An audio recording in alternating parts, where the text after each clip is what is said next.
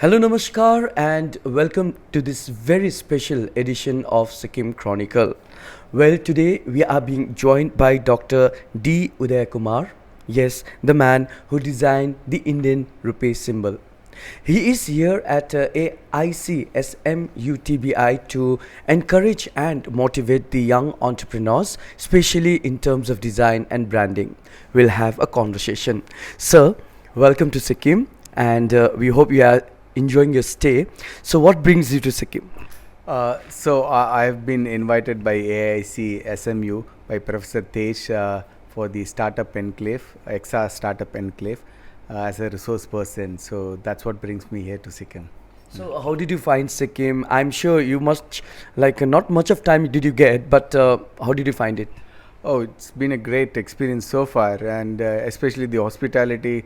I was very much impressed, and it's just overwhelming to see the warm hospitality they have extended to us. And because I've come with my family, and I feel really thankful to the university and the people who have been very kind enough to kind of accommodate each and everything that needed. Yeah, so yeah, it's been a great experience in Sikkim. Yeah. Yes. Sir, I just wanted to ask you because you are that person who is so indispensable because you know that, like, the symbol is so important for every person's life. How do you feel? I mean, it was in the year 2010 you designed this, and after that I was doing a research and so much of media interviews and, the limelight. How do you feel, becoming one of the most important component of the economic system of the great India? Yeah, it feels great, and at the same time, there are a lot more people who have done great things for the country and the economy. So it's just I felt like it's just a small part that I could contribute, which of course I am very much happy about it. Yeah, so I'm thankful to the God and everything that has happened to me. So yeah. Yes. So before I start, ask you about the design, you come from Tamil Nadu, a small place where, there are lots of beautifully architectured temples. So was it in you that you wanted to pursue your career in design? Was this, place give you the motivation? Tell us something about that. I was very interested in art right from my school days, yeah, young days. So my school teacher, Miss Jayalakshmi, so Vijay sorry. So she kind of found, because I used to kind of draw and I put up exhibitions, and all my teachers, not just Vijay Lakshmi madam. There's so many of my teachers who were there in. So I was in a boarding school. So I studied in a school called Lashat Lane Residential Junior College in Chennai. So right from my first to 12th standard, I was in a boarding school. So they were all very encouraging and motivating. And then that's when my school teacher, like I mentioned, so she said that why don't you take up architecture, since you are good at creative skills, and also your drawing and painting skills are really good, so maybe that could be the right choice that you can pick up. So then I also had this idea that I do not want to get into engineering or MBBS or into the medical. I wanted to choose a profession that kind of best suits me, and also something which is different. So I looked for architecture again. I Fortunately I got through, and I got admission in Nana University School of Architecture and Planning, where I did my bachelor's in architecture, and from there on my design journey continued. Yeah. And then you came to IIT Mumbai. Yes, so for my masters, so again during my architecture, I did a lot of visual design campaigns and work for my college activities, yeah, both officially and also informally. So I used to do graphic design works, and then I also learned that some of my seniors at that time during the architecture, so they did a master's program from Industrial Design Center, IIT Bombay. Now it is called as IDC School of Design, IIT Bombay. So they did the masters, which is MDes, and then I thought probably I wanted to kind of really learn about design formally and apart from architecture. Basically visual communication design is what I wanted to get into. So I followed their footstep, and some of my friends also got there, and again I was fortunate to get the admissions, and that was another eye opener for myself. in terms of how visual design, visual communication design works. Yeah. So at that point of time, it was a very unconventional career choice. I mean, was there a second thought that of choosing the subject design basically, and was there the prospect at that point of time when you choose to pursue designing?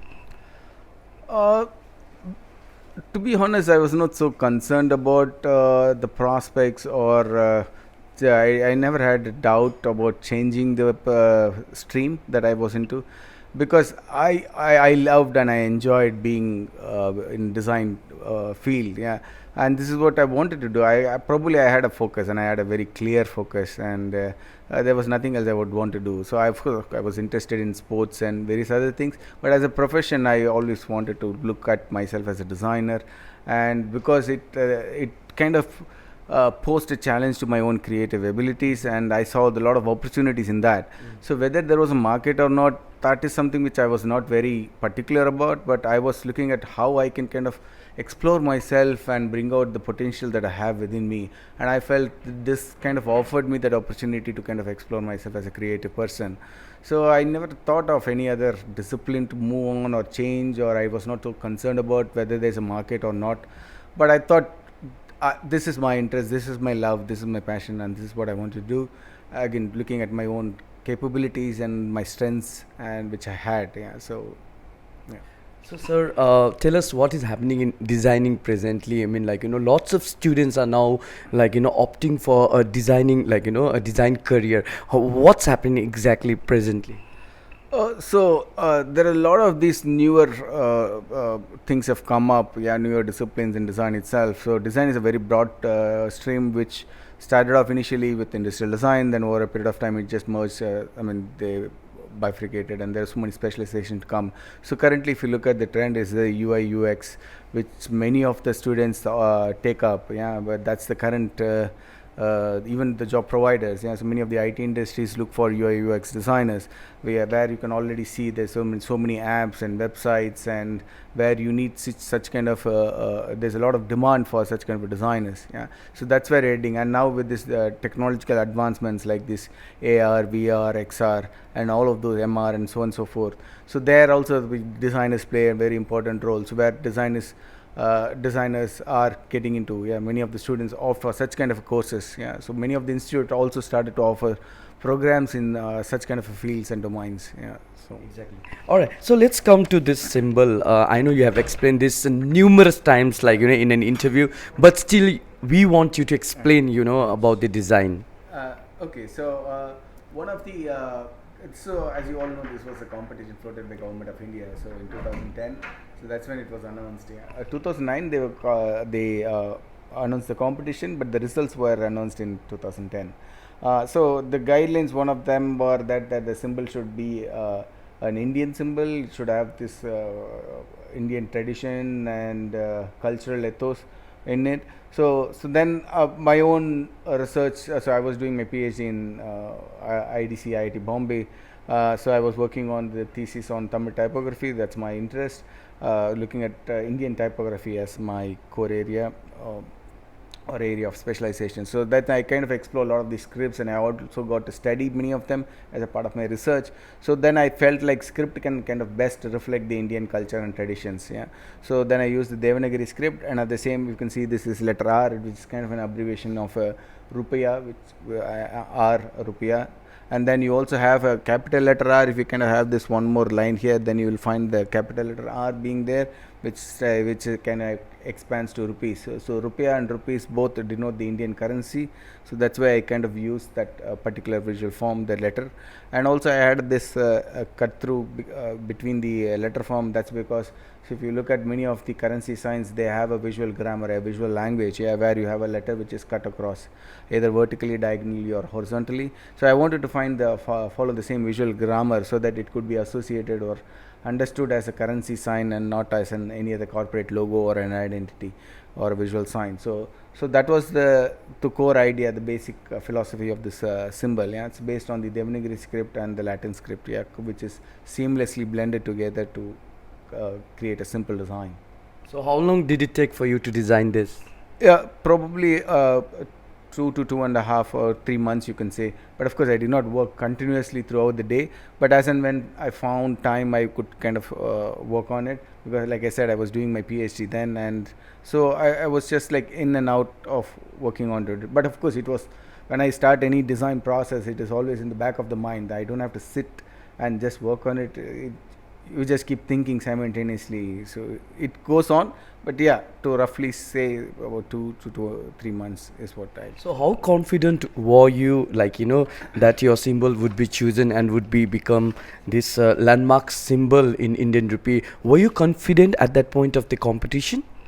I was hopeful. Yeah, see, I think for any participant, this is what you need to be keep in mind. Yeah, so if you're participating in a competition, you are hoping that you will win, right? So, and so it is that hope. So when you participate, and if you think that you're not going to win, then why spend time and just participate in it? Yeah, so it is the hope that you will win and your symbol will be chosen. Yeah, is what kind of drives you, and you also kind of want to understand your own potential, that you can do it. And so I was confident in that sense. Yeah, so I was hoping that it will be the symbol for the Indian currency. Right. So you were born in Tamil Nadu, and then you pursued your PhD in Mumbai. Then now you are working in Guwahati, Assam. So it's a pan India traveling. Was there a kind of a cultural shock when you shifted from Mumbai to Guwahati, and how did you find the entire Northeast India basically as a glimpse from the Guwahati? I really loved being in Bombay and also in Guwahati, and more or less it's been 13 years I've been in Guwahati, and I enjoy being there in Guwahati. So I never regret it or any. There's nothing to be regretted, at least personally for me. And the Northeast is one of the beautiful places, and I'm sure every Indian should have at least once go visit Northeast and enjoy the natural beauty and the scenic beauty that they have, and also the people with their warm hospitality. So I enjoyed that warm hospitality, and I was happy to be there. And even in Bombay, though most of the times I'm within the campus, but yeah, when you go out, it's Mumbai. I don't have to talk about it. It's a very vibrant city. It's always like on the go, on the move. And but there's a contrast. Yeah, so in Bombay it is like always bustling and it's just very busy. But when you go to Guwahati, at least the campus where I am living in, it's very calm, peaceful, idle, quiet, a serene atmosphere. So it's just the difference. Yeah, but it is a very interesting balance that I kind of find. Yeah, so that's. And I find IIT Guwahati being an ideal place for learning. Yeah, so it's just there's no much of a disturbance for you, at least in the environmental point of view. So you can just sit and study and focus on your work, what you want to do. So, and other than that, also I enjoy in Guwahati, and I also enjoy tremendously in being in Bombay. So I got this opportunity to attend your session, and how beautifully you explained about the different aspect of branding, specifically when it comes to typography, color, I mean the font and everything. So I just wanted to ask you, for the benefit of many entrepreneurs in the state of Sikkim, how important is branding, especially the logo branding? Yeah, so if you wanted to grow as a company or an organization, then having a very strong brand identity is very essential, and that will really help you to kind of sustain the market, and also help you to leverage your company. Yeah, so and I just also told that many often people think design as a cosmetic element, where it is an afterthought when you say you already start everything and then just put up a makeup and you just like do all fancy things, and that you think that as a design. But I think design can become a very interesting strategy in itself, as a part of your entire organization and company. And if you can really understand how design can effectively be used for your work, for your company, I think it can boost your revenue and many other things as well. But that's how effectively you're going to use it and how you're going to apply that design into your whatever organizations that you have is very essential and important. Yeah, so but I'm confident, like I said, if you as a startup, if you have given a thought about your brand identity in the initial stage, and I'm thinking it'll go a long way. And when you started to grow and become a bigger, larger organizations, and this is what is going to kind of help you identify yourself in the market. Yeah, and that's where you want to have a strong visual presence, and that's basically what branding and brand identity does. Yeah. So, talking in terms of AIC, SME, TBI, this incubation centers has been able to, nurture the and polish the entrepreneurial talent of, many entrepreneurs, budding entrepreneurs. Why do you feel? I mean, what kind of, the role this kind of incubation centers can play, especially in, promoting the entrepreneurial talents? Well, I'm really impressed to see the number of startups they have kind of incubated here, and I was very, like I said, really impressed about how they are going about, and I think they are doing a wonderful job and a great job, and they should continue to do it. And this, for many of the entrepreneurs and the people who want to start on their own, I think this can become a right avenue or a platform for them to kind of come up and also get incubated and also grow their business. Yeah. So Professor Tej Banta has been doing a fantastic job, I should say, and I'm also thankful for him to kind of call me here. Initially, I was hesitant to come. I was just wondering what I will be able to contribute, because I'm not from the business background, so so I was kind of skeptical. So, but after coming here, I felt like listening to all the resource persons who have been here. I got to learn a lot as a participant, I should say, along with the other people who have come here. And so I think this AIC SMU is doing a fantastic job, and I think it's a great place for any startups to come and get incubated and grow their own businesses. All right. Yeah. So as we wind up, a last question from me. I was very inquisitive to know you come from a political, family. Your father was an MLA. Never politics interest you? So a good thing about my father is that so he never involved or spoke about politics in at home. And so my father was an MLA. He was one of the youngest MLAs. So it was before marriage. Yeah, so in 1971 he was an MLA. So then he got married in 75. So I didn't know, even I was not even in the period when he was actually in the holding the political positions. And after that also there were many things that he did. He never involved us. None of our family, none of my brothers, sisters are as a part of it. Yeah, he was all alone, and he did everything on by himself, and he continues to do by himself. And we are also not interested into it. I'm personally not very keen on politics, and rather getting involved myself into it. And that way, he kept us separated. Yeah, so I was more keen on academics, sports, and things, nature, and things like that. I had my own interest, so I had the freedom to be what I would want to be. Yeah. He never forced us, or never talked about it. Not even till now, he has never spoken or given a hint that I should kind of be part of it or help him out or do anything to do with it. None of my brothers, sisters were also kind of involved in any such things. So I'm happy that he gave us the freedom to be what we wanted to be. And for me, fortunately, I could identify my own potential. Like I said, I wanted to be in design, that which I am, and so I had that clarity earlier in my own life. So politics was not my thing, and so he did not involve us, and we did not want to get into it.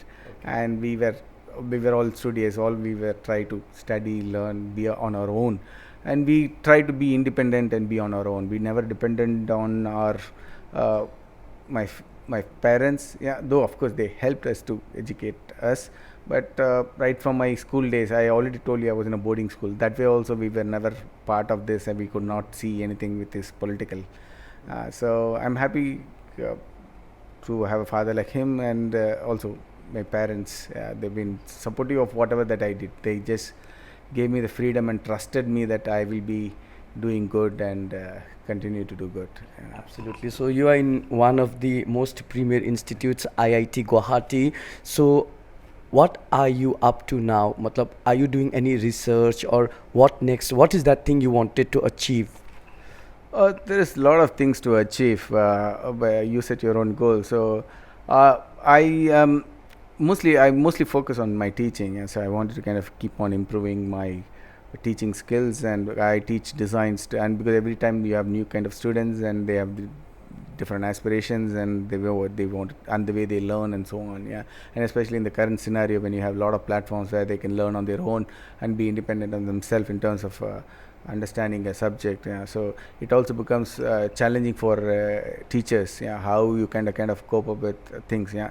with drastically changing things. Even the learning environments are all completely shifting, especially during the COVID. If you have already noticed that there were a lot of this online learning, and now you have a lot of online certificates and programs that is available, which even well-established institutes, renowned institutes offer, to kind of to offer courses, So then you as a teacher and what you do in the classroom, then in your studios, what you teach and how you teach.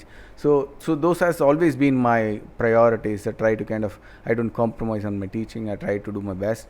And then you also wanted to constantly update and learn how you can convey or communicate the subject really well to your students, so that they get the best out of best and learn best.